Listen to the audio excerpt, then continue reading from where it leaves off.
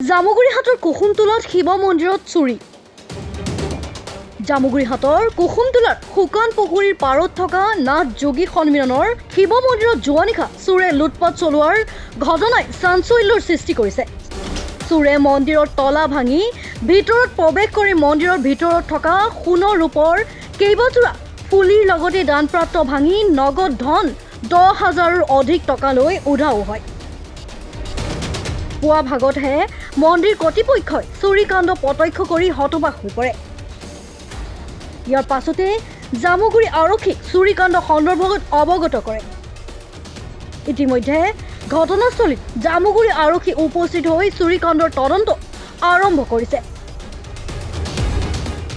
বিগত এবছৰৰো অধিক ধৰি জামুগুৰিহাটৰ বিভিন্ন স্থানত মঠ মন্দিৰৰ লগতে বিভিন্ন স্থানত সঘনাই চুৰিকাণ্ড সংঘটিত হৈ আহিছে।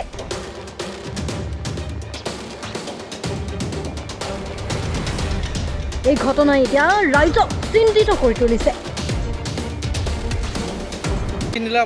যোৱা নিশা দুৰ্বৃত্তই আমাৰ কুসুমতলা শুকান পুখুৰীৰ পাৰৰ যি শিৱ মন্দিৰ নদুৱাৰ আঞ্চলিক যোগী সন্মিলনৰ যিটো সাৰ্বজনীন শিৱ মন্দিৰ, সেই মন্দিৰৰ তলা ভাঙি যথেষ্ট সম্পত্তি লৈ যায়।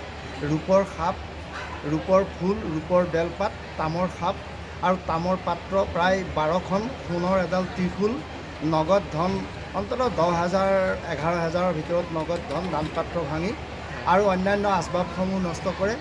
ইয়াৰ উপৰিও এখন পিতলৰ হেতা ভাঙি পেলাই তাক লৈ গৈছে আৰু লগতে পূজাৰ সামগ্ৰী যিখিনি আছিল সম্পূৰ্ণ পূজাৰ সামগ্ৰী লৈ যোৱা হৈছে। আজি এতিয়া আমি পূজা কৰিবলৈ কোনো সামগ্ৰী নাই হাতত, সামগ্ৰী আমি সংগ্ৰহ কৰি আনি আজি মন্দিৰৰ নিত্য পূজা কৰিব লাগিব। থানাক যোগাযোগ কৰিছে নাই আপুনি? আমি ইতিমধ্যে থানাৰ লগত যোগাযোগ কৰিছোঁ। থানাৰ পৰা আহিছে তেখেতসকল, আহি সম্পূৰ্ণ ইয়াৰ ইনকুৱায়াৰ কৰিছে, আমাৰ পৰা গোটেইখিনি বুজ লৈ গৈছে আৰু আমাৰ পৰা এখন এজাহাৰ বিচাৰিছে। আমি ইতিমধ্যে তেখেতসকলক অলপ পিছত আমি কি বস্তু হেৰাইছে তেখেতসকল যোৱাৰ পিছত আমি গডৰেজৰ বা অন্য গোটেই বস্তুবিলাক চাইছোঁ। সেই বস্তুখিনিৰ এটা সম্পূৰ্ণ তালিকা কৰি আমি পুলিচক ইতিমধ্যে জনাম কি নিয়া হৈছে এজাহাৰত।